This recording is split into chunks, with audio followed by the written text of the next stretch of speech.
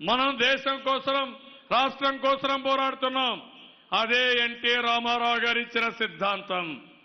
మీ అందరికీ తెలుసు తమిళలో ఎన్టీ రామారావు గారు తెలుగు జాతి కోసం, ఆత్మ గౌరవం కోసం, భారతదేశం కోసం పోరాడిన నాయకుడు ఎన్టీ రామారావు గారు. నిన్ననే నేను చూశాను, బాలకృష్ణ గారు ఆయన బయోపిక్ తీశారు. నేను ఆ సినిమా రాత్రి చూశాను. చాలా బ్రహ్మాండంగా తీశాడు.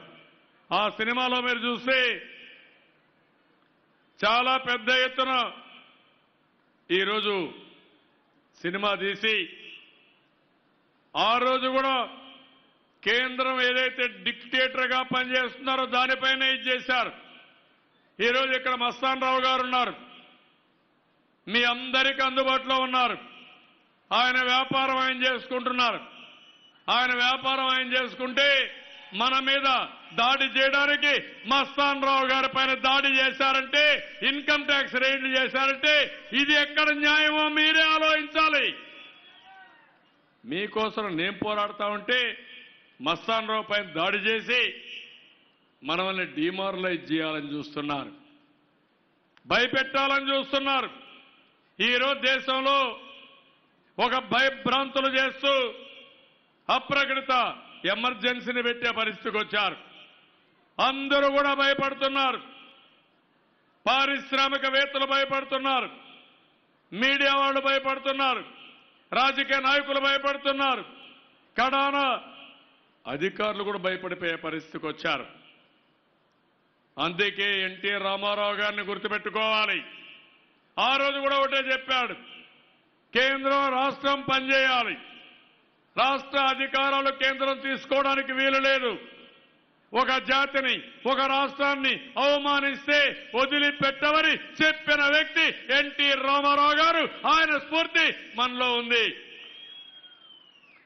అందుకే మీరు చూస్తే నిన్న సినిమాలో కూడా చూశాను నేను.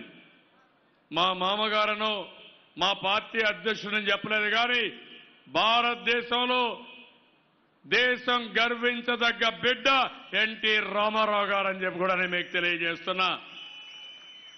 ఆయన చూపించిన చొరవ, పేదవాళ్ల పట్ల ఆదరణ, ₹2 కేజీ బియ్యం ఆ రోజులో తీసుకొచ్చిన వ్యక్తి, చీర దోవ తీసుకొచ్చిన వ్యక్తి, పేదవాళ్లు ఉండాల్సింది గుడిసెల్లో కాదు పక్కా ఇళ్లు కావాలని చెప్పిన వ్యక్తి.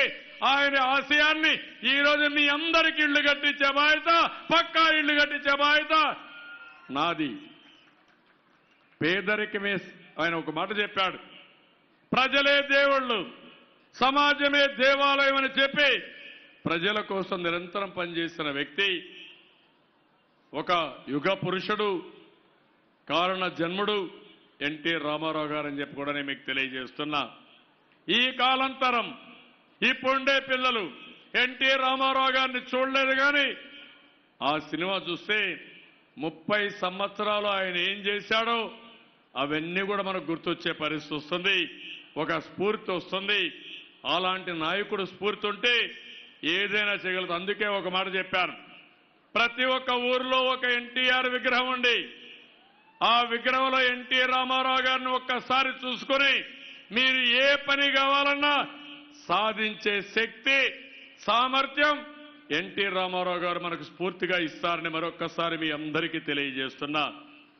అందుకే నేను మిమ్మల్ని అందరినీ ఒకటే కోరుతున్నాను. ఇప్పుడు ఇంకా ఇక్కడ అన్ని పనులు మనం చేశాం.